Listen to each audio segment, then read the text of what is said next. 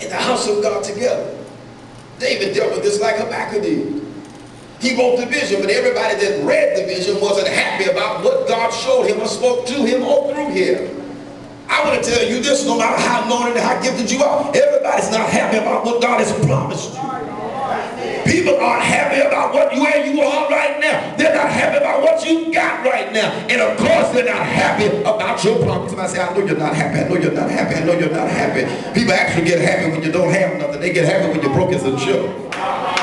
Folks get happy when you are in between blessings or living in the, they get happy seeing you miserable. Misery loves company. I thought somebody had told you that. He said, for the vision is for an appointed time. Appointed, somebody say, for an appointed time. Appointed in the Hebrew is mahadah, for a fixed time. Mahadah means festival and or assembly. God, you'll know when I'm there. I feel it. I'm at a kassia. For an assembly, a congregation, a fixed time. What you saying, Dunlap? The thing that God has promised me in my life, it won't be manifested in a corner. God's going to do it before everybody's eyes. Look at somebody and say, this vision won't be performed in a corner. God, can you get on your feet and go shake somebody's hand and say, this won't be done in a corner? Oh, come on, shake somebody and say, this won't be done in a corner. This won't be magnified in a corner. It's got to be magnified before the eyes of a great congregation. Understand that appointed is my job. It's a fixed time of festival, festivities, and or assemblies.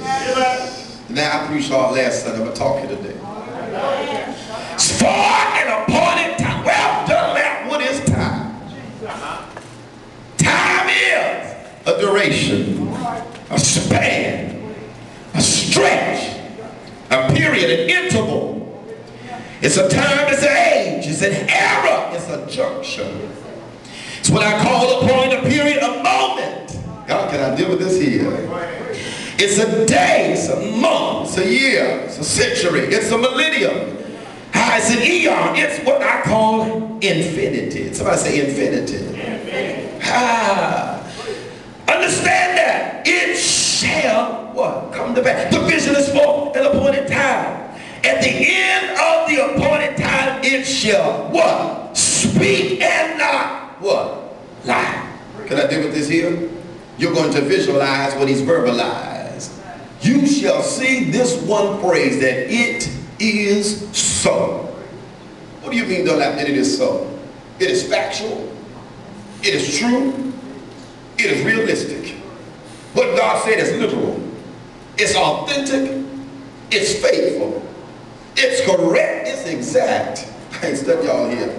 It's sound. It's valid. It's credible. It's legitimate. It's certain. It's unquestionable. Well, I hope you got your dancing because I'm almost done.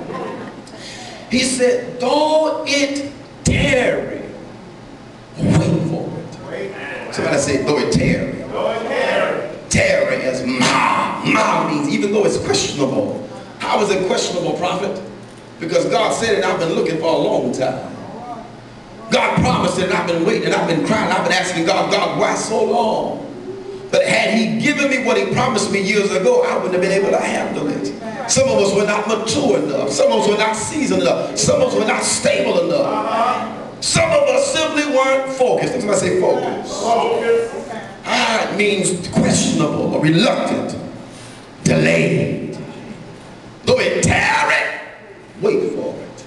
I want you to tell somebody you're going to wait on it. Wait is kava. Kava means to adhere, to belong, to wait with expectation. See, I'm not just waiting on God just to be waiting. I'm waiting with expectation on he's going to do exactly what he said. It shall surely come to pass. I want you to tell somebody it may have been delayed, but it's not denied. We've been saying that for years and for years and for years and for years. But I want you to grab your pocketbook or your wallet and say it may have been delayed, but it's not denied. I want you to touch your body right now. I know your healing was promised. It may have been delayed, but it's not denied. You need to call your child's name. They may not be saved right now. It may have been delayed, but it's what? It shall come to pass. Can you get your keys and jingle them right now and say it shall come to pass? If you ain't got a car key, honey, find some key. It shall come to pass.